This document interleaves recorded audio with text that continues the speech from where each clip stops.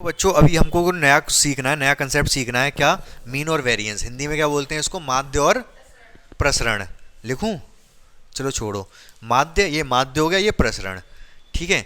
दोनों के कुछ ना कुछ मतलब हैं। क्या मतलब है वो भी समझा दूंगा मैं। वैसे आप मतलब समझ चुके हो, पहले 11th में भी आपने पढ़ा है ना, स्टैटिक्स में ये सारी चीजें। मीन भी पढ़ा था, वेरिएंस भी पढ़ा था, माध्य भी पढ़ा था, प्रसरण भी पढ़ा था या नहीं पढ़ा था?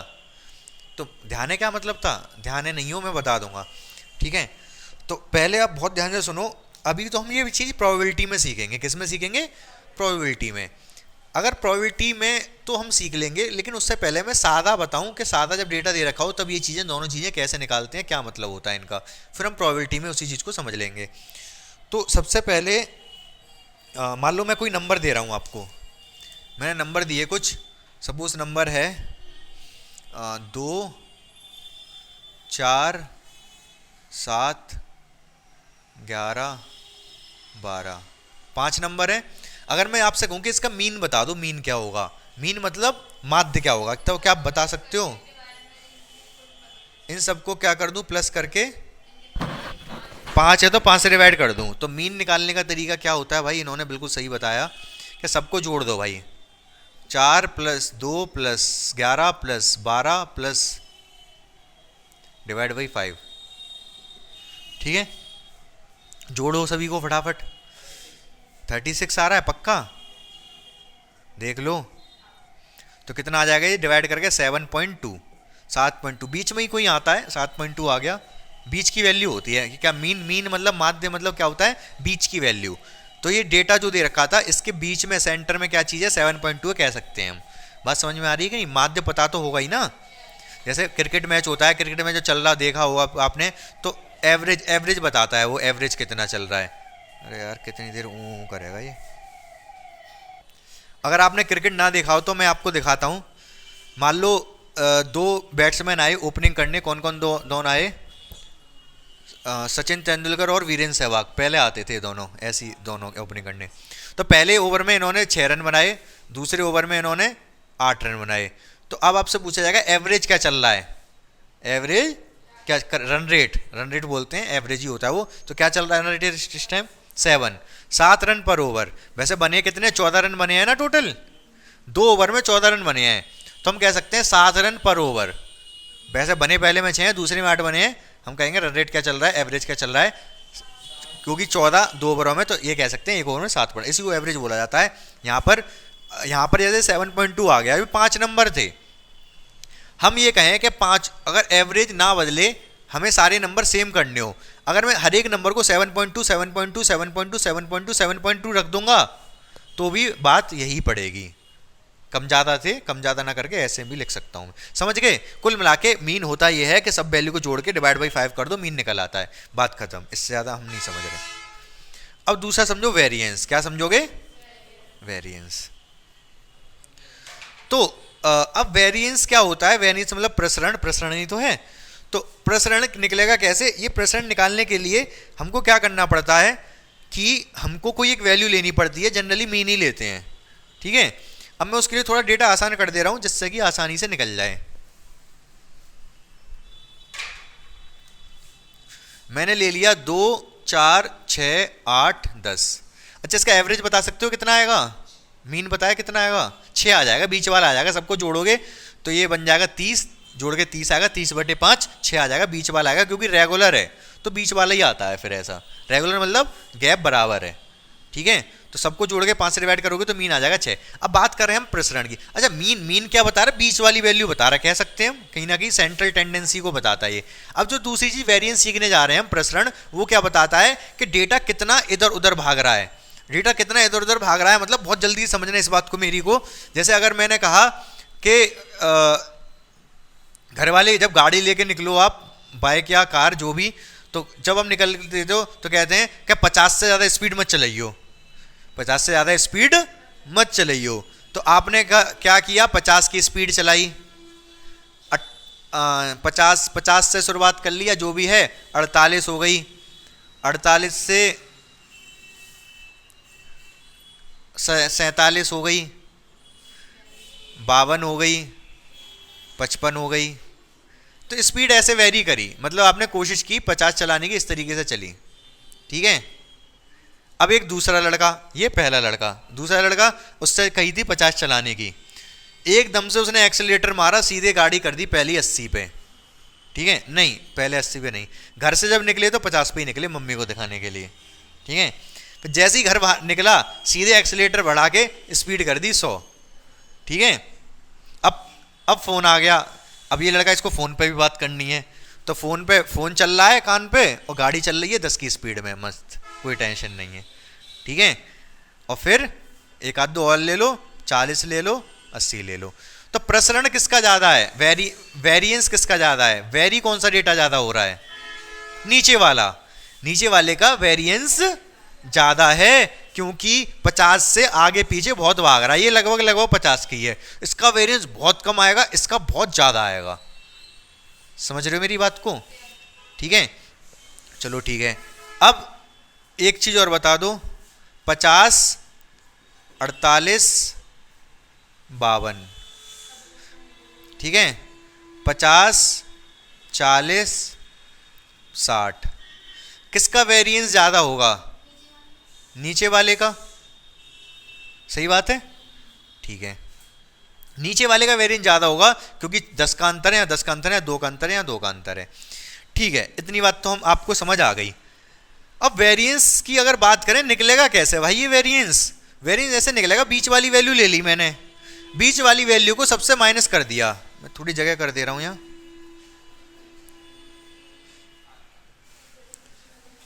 क्या था, 50 बोला था, 40 हो गया, 60 हो गया। वेरिएंस कैसे निकलेगा, इस बीच वाली वैल्यू को मैंने सबसे माइनस करके लिख दिया। अब ये तो डेटा छोटा है, आप अपने हिसाब से समझ पा रहे हैं, डेटा जब बड़ा होता है तो कुछ ऐसे ही करना पड़ता है।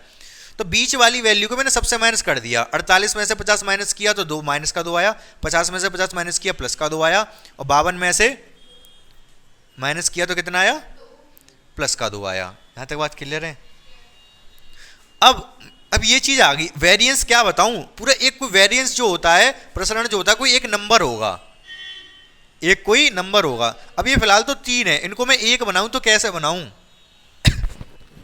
क्या इन सबको जोड़ दूं, जोड़ दूंगा तो 0 आ जाएगा, क्योंकि प्लस वाला माइनस वाले को काट देगा, इफेक्ट खत्म हो जाएगा, पता ही नहीं चलेगा कि प्रसरण था भी। अगर मैंने इसको इससे काट दिया तो 0 आ जाएगा प्रसरण, तो ऐसा लगेगा प्रसरण है ही नहीं, सब 50 50, तीनों संख्याएं 50 ही हैं। तो हमें क्या करना पड़ेगा, माइनस को प्लस करो कैसे भी। अब प्लस करने के 2 तरीके, तो मॉड लगा के, एक स्क्वायर करके। मॉड लगाने वाला क्योंकि हमें पढ़ना नहीं है, वेरिएंस में स्क्वायर लगा करते हैं, तो स्क्वायर लगा देंगे हम। ये हमारा क्या था, x कह सकते हो, x की वैल्यू थी, ये मैंने क्या निकाल दिया, ये u कर लो, u निकाल दिया, डिफरेंस निकाल दिया। अब फिर इसका स्क्वायर कर दो आप, u स्क्वायर कर दो तो कितना आ जाएगा, ये 4 आ जाएगा, ये 0 हो जाएगा, ये 4 आ जाएगा, ठीक है, स्क्वायर कर दिया। अब सबको जोड़ दो, सबको जोड़ोगे तो कितना आ जाएगा, 8 आ जाएगा।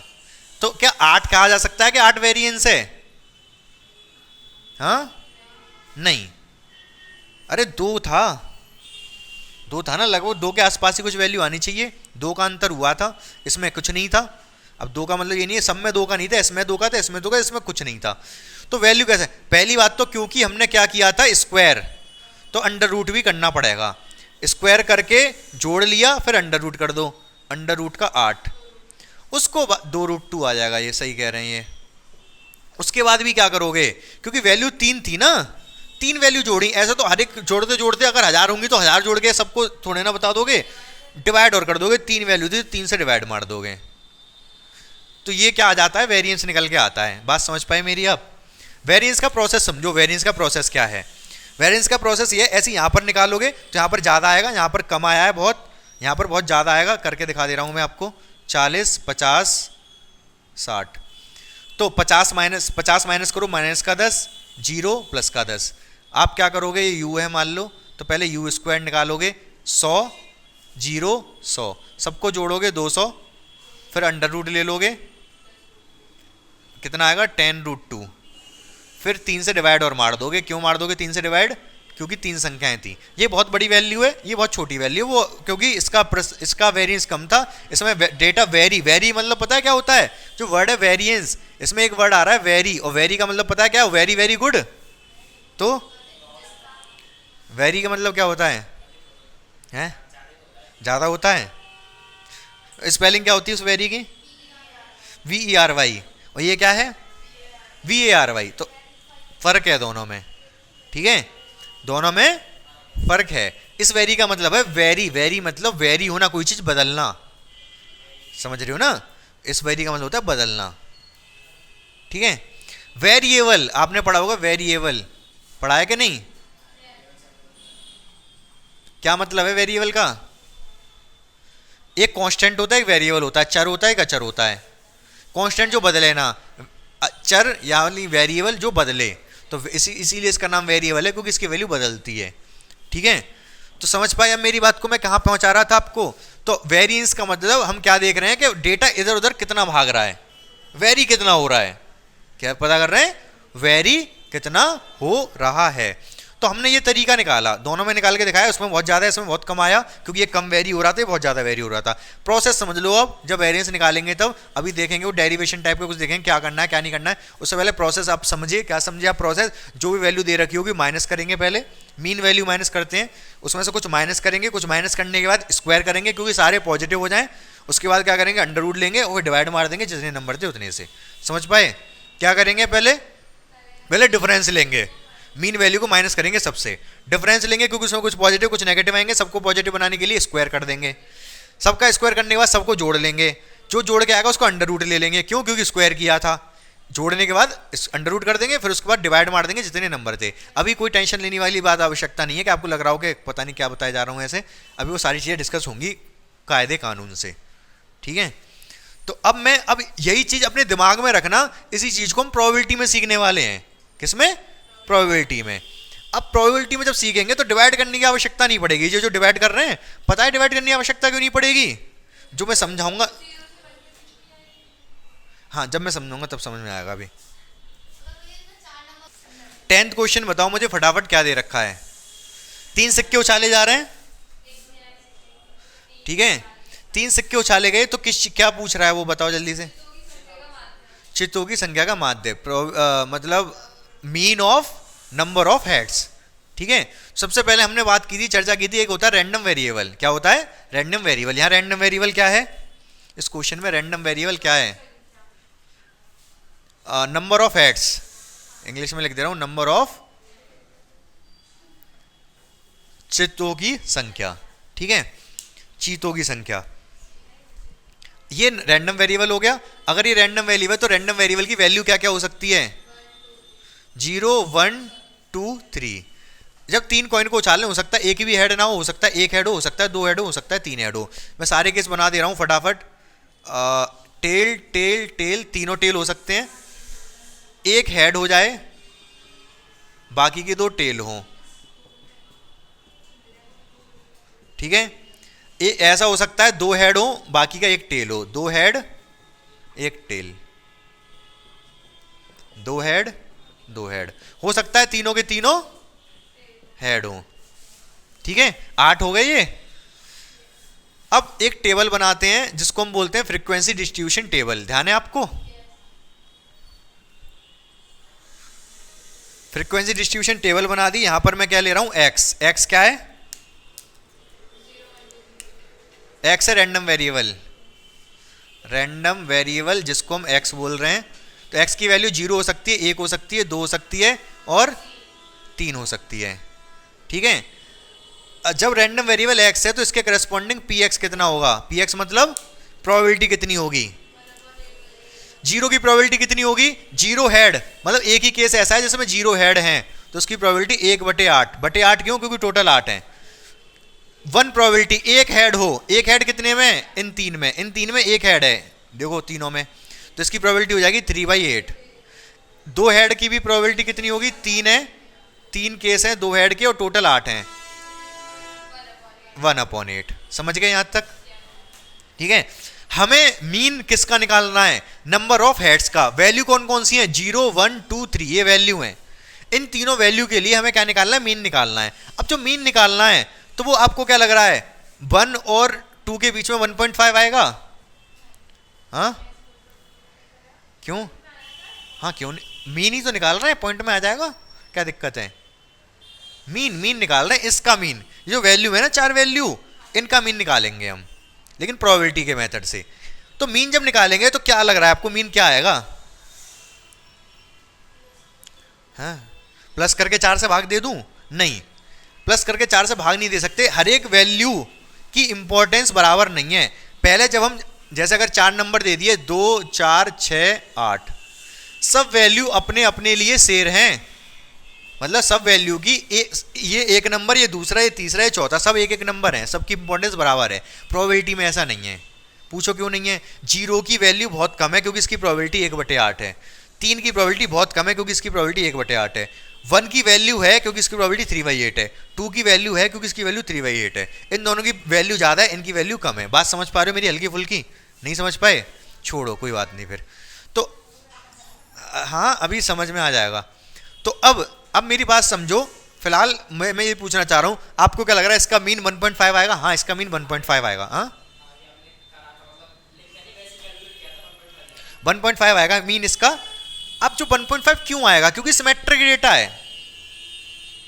क्योंकि अगर मैं केवल इन तीनों का पूछूं, 0 1 और 2 का, तब नहीं आएगा इन तीनों के लिए।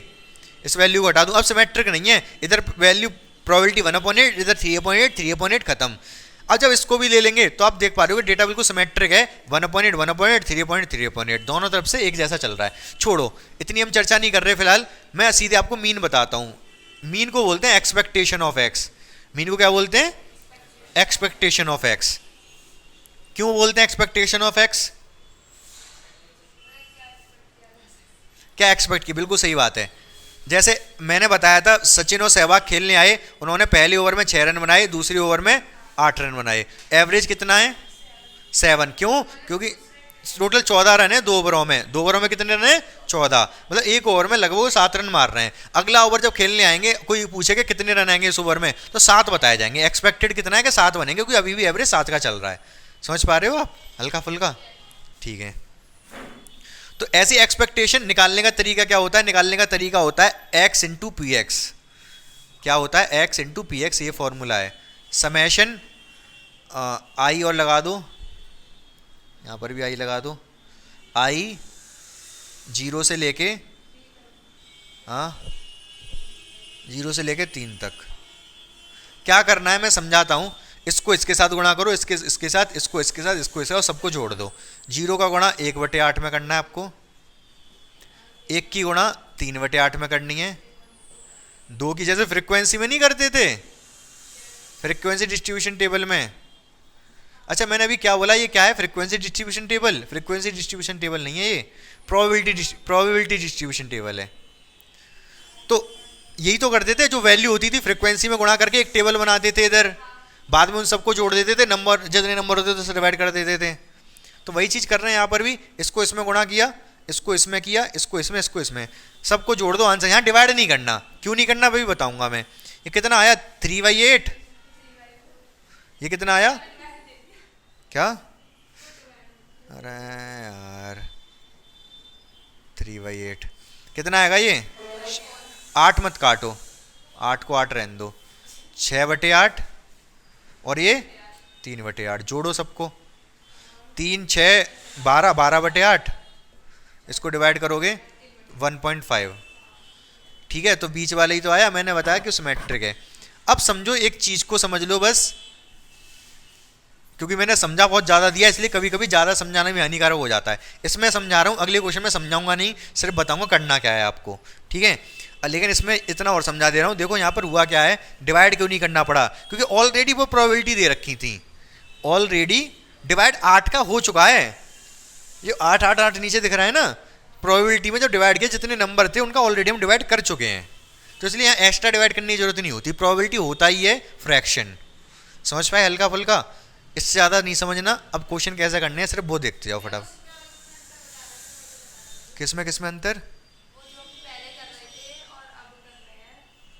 इसमें अंतर मैं बताता हूँ अगले क्वेश्चन में। देखो, मैं यही बता रहा था, यहाँ पर सबकी वैल्यू 1 है। सबकी, अगर मैं प्रोबेबिलिटी की बात करूँ ना, 1/4 अगर कोई एक नंबर, अगर कोई नंबर चूज करना हो तो सबकी प्रोबेबिलिटी बराबर है, इसलिए सबको जोड़ के 4 से डिवाइड बना देते हैं। 4 नंबर हैं इसलिए। लेकिन यहाँ पर मतलब हर एक की वैल्यू बराबर है, हर एक की वैल्यू बराबर है। ऐसे 5 को फेंक रहे हैं, 1 2 3 4 5 6 आता है, सबकी वैल्यू बराबर है, कोई भी आ सकता है। लेकिन यहाँ पर हर एक की वैल्यू बराबर नहीं है। 0 की वैल्यू 1/8 है केवल, 3 की वैल्यू 1/8 है। 3 मतलब तीनों के तीनों हेड आ जाएं, ऐसा बहुत कम है प्रोबेबिलिटी। तीनों की तीनों टेल आ जाएं, इनकी वैल्यू कम है, इन दोनों की वैल्यू कम है, एक हेड की ज़्यादा है। एक हेड के लिए 3 केस है हमारे पास, एक हेड के लिए 3 केस हैं, तो एक हेड की प्रोबेबिलिटी 3/8 है, ज़्यादा है। 3/8 ज़्यादा होता है 1/8 से, तो इस नंबर की वैल्यू ज़्यादा है, इस नंबर की वैल्यू ज़्यादा है, इनकी वैल्यू थोड़ी कम है देखा जाए तो। वैल्यू मतलब प्रोबेबिलिटी, आने की संभावना। समझ पा रहे हैं मेरी बात को? ठीक है। अभी ये हो सकता है सब क्वेश्चन आपको कम समझ में आया हो, लेकिन अगला जो क्वेश्चन बताऊंगा मैं बताऊंगा सिर्फ करना क्या है, और आपको बिल्कुल समझ में आएगा, आप कहोगे हाँ यही बढ़िया है। तो देखो अगला क्वेश्चन,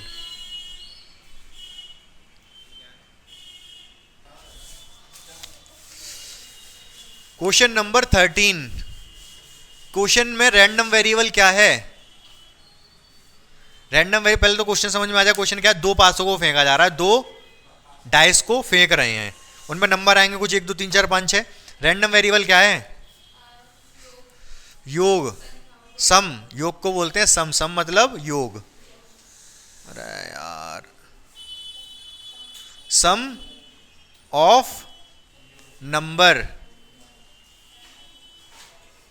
ऑन 2 डाइस, मतलब दोनों पासों पर आने वाली संख्याओं का योग। ठीक है, लिख लोगे हिंदी में अपने आप। दोनों पासों पे आने वाली संख्याओं का योग कितना हो सकता है?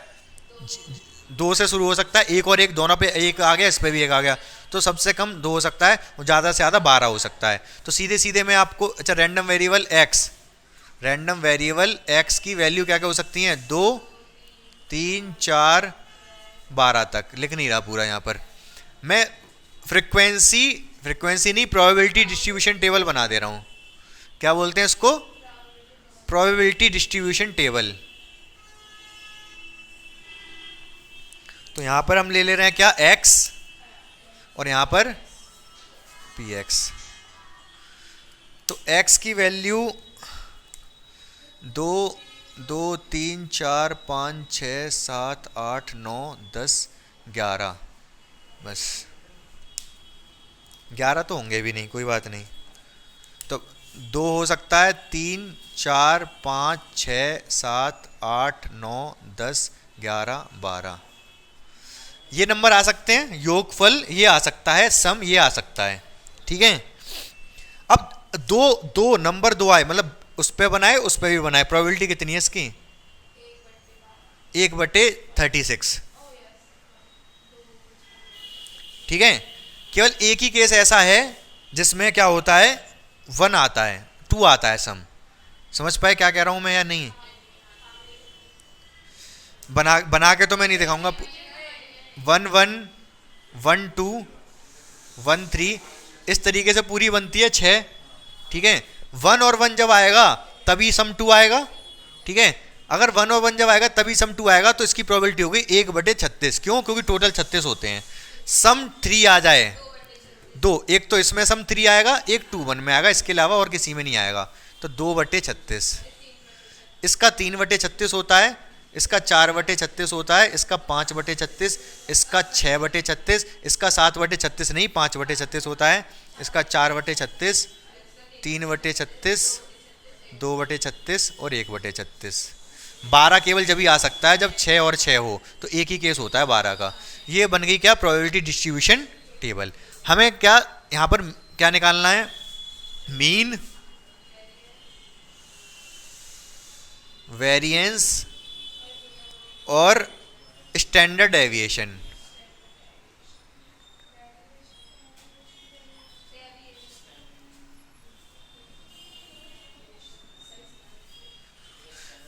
मीन मतलब माध्य, वेरिएंस मतलब क्या? प्रसरण, स्टैंडर्ड डेविएशन मानक विचलन। ठीक है, ये 3 चीजें हमें चाहिए। सबसे पहले मीन निकाल के बता दूं। मीन तो खुद से निकाल लोगे। EX कैसे निकला? इसकी गुणा इसमें, इसकी इसमें, इसकी इसमें, सबकी गुणा करके जोड़ दो। निकाल नहीं रहा इसको मैं। अगर हमें चाहिए क्या? वेरिएंस। तो मुझे करना पड़ेगा एक्स स्क्वायर। क्या करना पड़ेगा?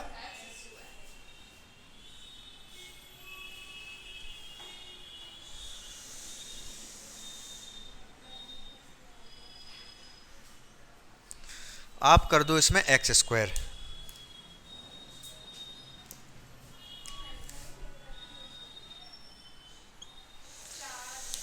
एक्स स्क्वायर कितना आ जाएगा? 4 9 16 25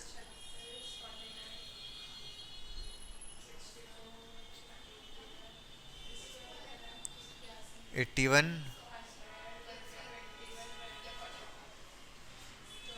इसके बाद क्या करेंगे? हाँ, अब मेरी बात बहुत ध्यान से समझो आप। इतना तो आपको समझ आ गया, कोई दिक्कत नहीं है यहाँ तक? ठीक है। अब हमें क्या क्या करना है, बहुत ध्यान से आप सुनते रहो बस। मैं यहाँ बनाऊंगा 2 टेबल। क्या? एक पहली टेबल इसी में बना के रख दूंगा मैं, वो टेबल होगी मेरी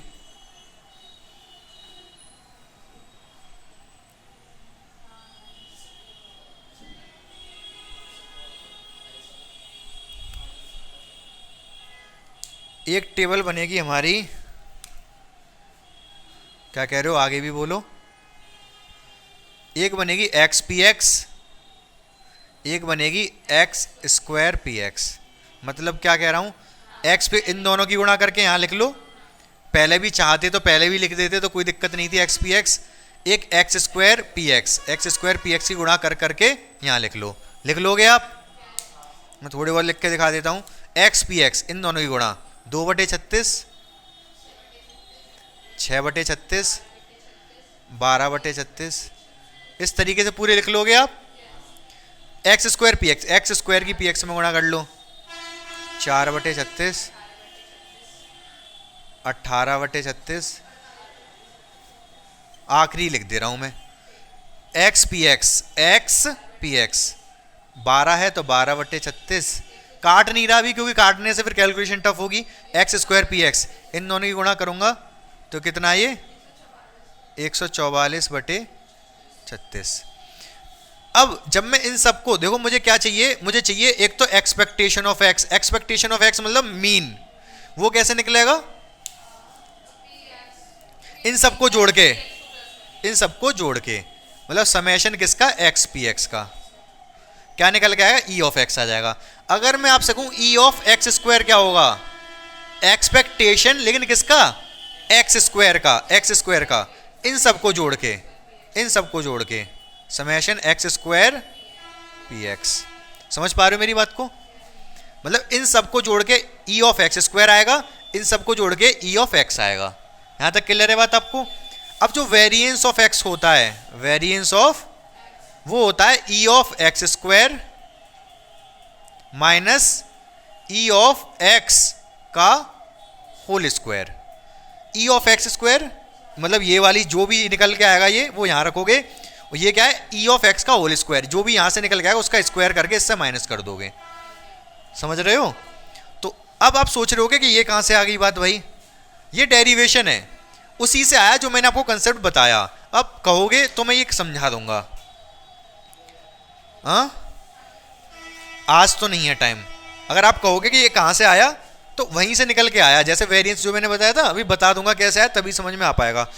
फिलहाल आप टेंशन मत लो, आपको सिर्फ करना इतना ही है। आप एक बार रिवाइज करोगे या फिर एक क्वेश्चन और मैं अभी तो नहीं बता पाऊंगा, एक क्वेश्चन करोगे तो सारी चीजें क्लियर हो जाएंगी। अगर केवल ई ऑफ एक्स पूछा होता तो इन सब की आवश्यकता नहीं थी, इस वाले की आवश्यकता होती है केवल।